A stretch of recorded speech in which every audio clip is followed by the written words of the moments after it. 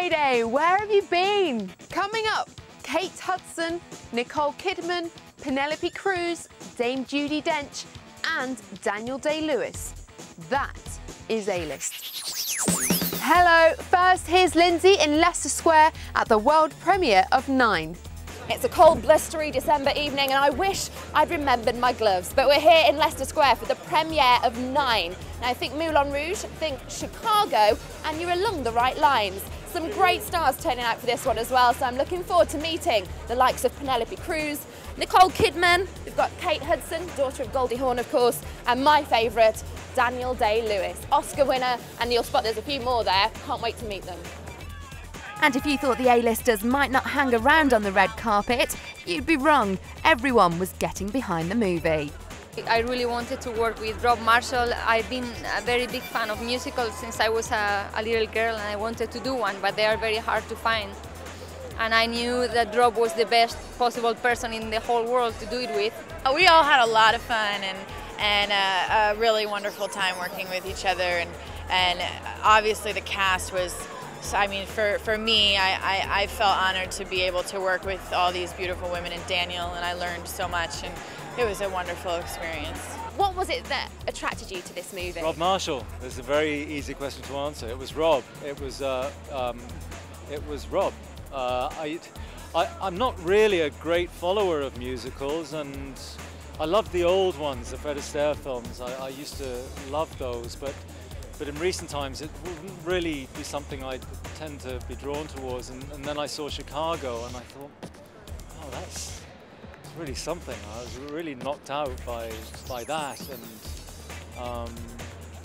I didn't find it strange watching that people suddenly started to sing, which always slightly worried me. How did it compare to shooting Moulin Rouge? It's so different in terms of the type of musical that it is. I mean, Moulin Rouge is more of a spectacle and it's very operatic, and this is more psychological. You had to adapt your voice slightly differently? Had to lower it. Did you have any new experiences? Well, I had never sung in a film before, so the difference, of course, is that on stage you can step out and you can completely kind of hit it wrong that night, and you go on being wrong. But in film, you go on until it's what they want. So that's very exciting. With a stellar cast and an inspirational screenplay, director Rob Marshall must surely be planning his Oscars speech. Gosh, you know, the truth is, we dare not think about that. You know, it's sort of all about just make sure that people can come to the movie and like the movie, and then if the gift happens, it's such a, I mean, I'll tell you, with Chicago, I was so surprised, shocked that we were nominated for anything, and let alone won anything, so it's always a surprise. For fans of Moulin Rouge and Chicago, it's certain to be a hit. For everyone else, there's the A-listers to ogle at. It's Michael Jackson week on The X Factor. Meanwhile, his brothers Jermaine, Marlon, Jackie and Tito have reunited for the first time since his death to plug their new reality TV show. The remaining 4 brothers of the Jackson 5 have come together and spoken about the death of their brother Michael. All the brothers have said at first they didn't believe the news. I was just looking at the screen of Michael, of a photo of Michael, and all of a sudden someone said, "Your brother passed." I said, "No way, you're kidding me."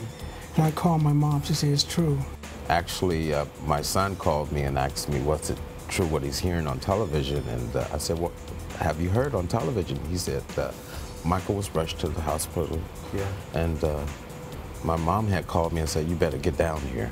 So while I'm on my way there, I get a call from Janet and she asked me, was I driving? I said, "Yes, I am." She said, "Get off the freeway and pull over." And at that moment, I knew some tragedy was very bad. And she said, "He's gone." Next, the weather. It's going to be pretty frosty in the Woods household this weekend, but Rachel Utchitel, the cocktail waitress rumoured to have given him more than just a slow, comfortable screw, is keeping stum. 1 week on from Tiger Woods' mystery crash in Florida, and the golfing champion's car isn't the only thing that's taken a knock. The rumour mill's gone into overdrive, and this once intensely private man finds claims about his personal life splashed across papers the world over, and allegations that the 33-year-old billionaire has he's been unfaithful to his Swedish wife, Elin Nordegren. Step forward, the other woman at the centre of all this, New York club hostess Rachel Uchitel, who was due to give a press conference to give her side of the story, except at the last minute, having hired big-hitting celebrity lawyer Gloria Allred, she cancelled due to unforeseen circumstances, leading to yet more rumours, this time that she's negotiated $1 million deal to keep quiet. That's as may be, but it certainly hasn't stopped the speculation. If anything, it's intensified. The Woods family's official story is that Tiger's wife Ellen used one of her husband's golf clubs to smash the back windows of his SUV after it crashed into a fire hydrant, leaving the golfer dazed, covered in blood and needing medical attention. Now 2 of his neighbours have been speaking about the night it happened. I saw Tiger laying on the ground. I immediately just ran back in the house, got the phone, dialed 911, and ran back out the house again. At this point, she was actually very quiet, just kind of in shock. Well, when you saw Tiger, was he conscious, unconscious, or was he snoring like your brother described? He was unconscious. I didn't hear the snoring part because I wasn't as close, right. But I never saw him open his eyes or anything. Well, the only police action Tiger's had to face is a $164 fine for careless driving. Not even a drop in the ocean when you're the richest sportsman on the planet. But he's got a much bigger mountain to climb if he's going to silence the rumours. But the Swedish golfer Jesper Parnevik, the man who introduced Tiger to his wife, says he's sorry he ever match-made the couple and thought his old friend was a better guy. Well, Tiger Woods is staying away from the cameras. He's skipped his own golf tournament, which is being held in California this week, and that no-show has put some of the fans off too. Yeah, we're disappointed in his behaviour and the values that he's demonstrated. You know, our children look up to him as a pretty important person. It's a discussion we've had in the house. No, personally, I'm very disappointed because I kind of thought he was a lot smarter than that.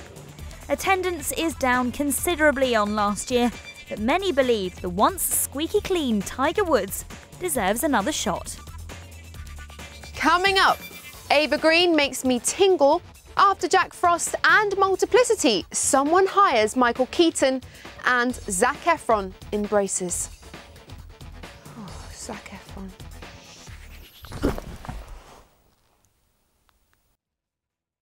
It's Friday. Here's your guide to this weekend's big releases. Cracks is set in a 1930s English all-girls boarding school. Cue the strict teacher, the plummy accents, I met a traveller from an antique land, and mix in with some mild obsession and idolisation. Did I say mild? I meant extreme. So here's the synopsis. The story centres around swimming instructor Miss G, played by former Bond girl Eva Green.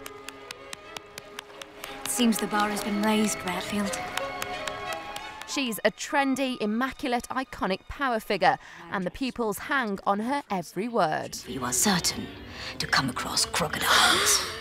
Then foreign pupil Fiamma arrives, played by new rising Spanish actress Maria Valverde. Miss G, who is the subject of much desire, finds herself becoming intoxicated by the new arrival. Her crush turns into an obsession. There's no reason why we shouldn't be the best of friends. And that obsession has dire consequences. It's all Fiamma's fault. We have to test our liar after her. No one is quite as angelic as first appears, but every actress loves the chance to play a complex character, don't they, Eva Green? I got inspired by my old drama teacher. She was very passionate and quite strong and sharp, and it reminded me of the old days. And also, I see the character of Miss G like Blanche Dubois, who was also very theatrical, you know, and the way she was, you know, behaving, and very precious, very delicate, over the top a bit. And it's great when you can do this in a movie. Crack sees Jordan Scott, daughter of Ridley Scott, in her directorial debut. So why did she choose this film? It was a wonderful book, you know, already, I had read. And it reminded me so much of that kind of lovely, you know, boarding school genre film world, I suppose. And it reminded me of so many of my favourite films growing up. it had that sort of, you know, magical, ethereal quality to it. The all-female cast are very strong, with standout performances from Juno Temple, who you may remember from Atonement, and leading lady Eva Green. At times, the film can teeter on being too theatrical, and the RP speech can grain a little. But overall, this book adaptation is one where the film actually does do the book justice. The characters I couldn't have imagined better. Nothing will come of you now! Your lives are extinguished! Why can't you see it?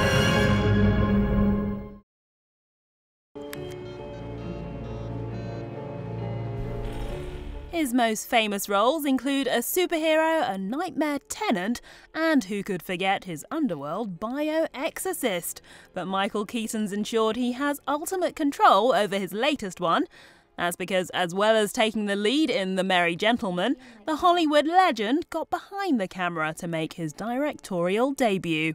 You've obviously walked onto a set 100 times before, but that first time walking on as the boss, Yeah. what was that like? That's a good question. No one's asked me that yet. That was nerve-wracking and exciting at the same time. Did you at least get your own director's chair?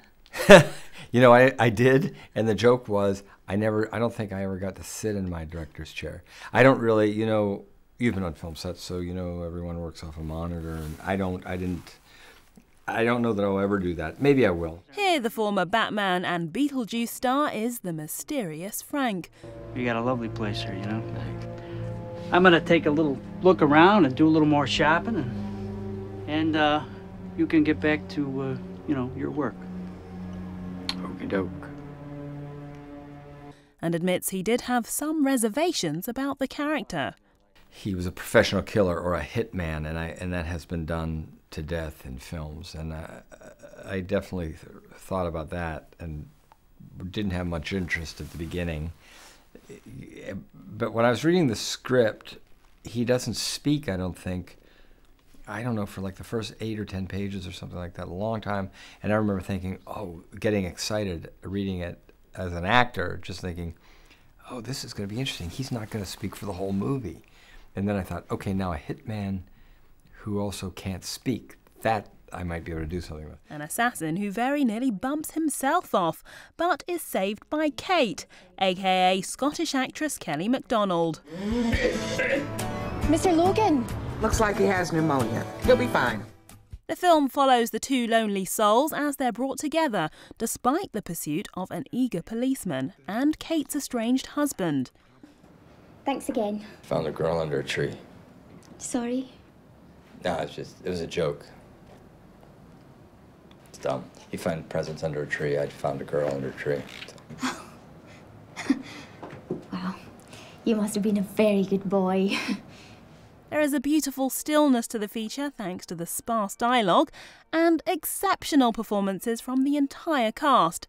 It's a Christmassy film without the usual cheesy message. In fact, for once, here's something which doesn't fall into any of the stock categories. It's neither rom-com, straight drama or psychological thriller, but has elements of all three. A credit to Mr. Keaton, who's now shown his flair as movie star and movie maker. You just might be the sweetest man I've ever met.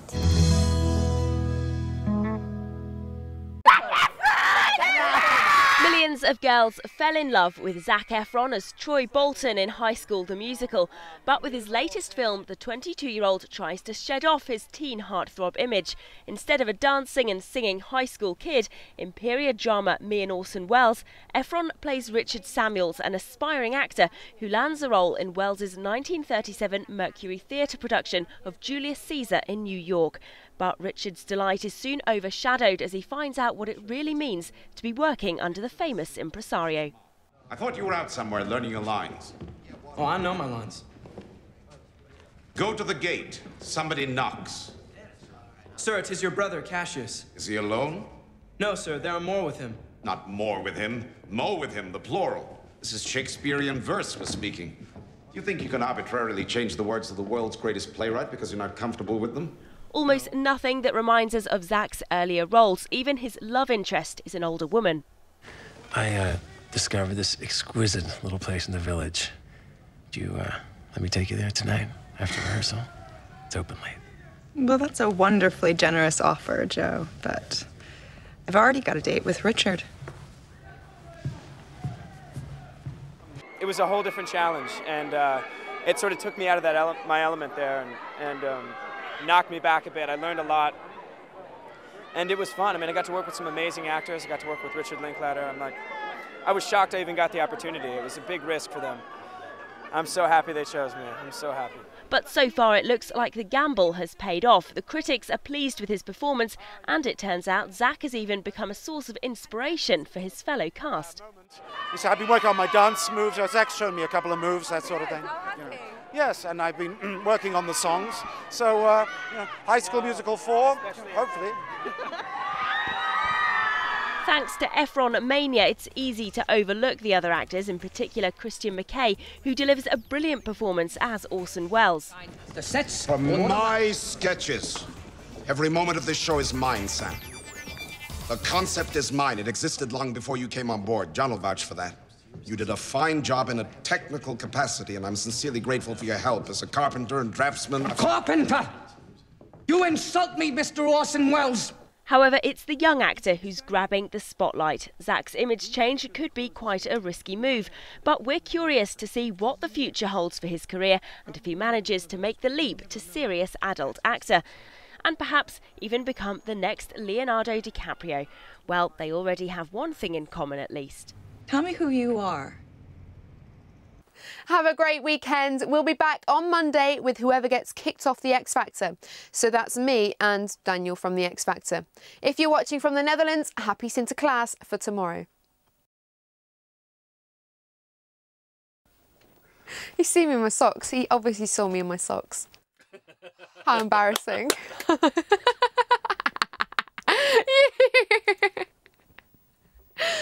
Because her heels are too high. I'm too tall.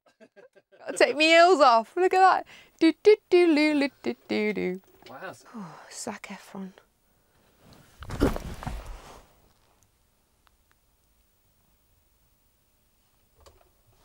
I was actually winded by that. Did you hear that? That was a genuine. I winded myself.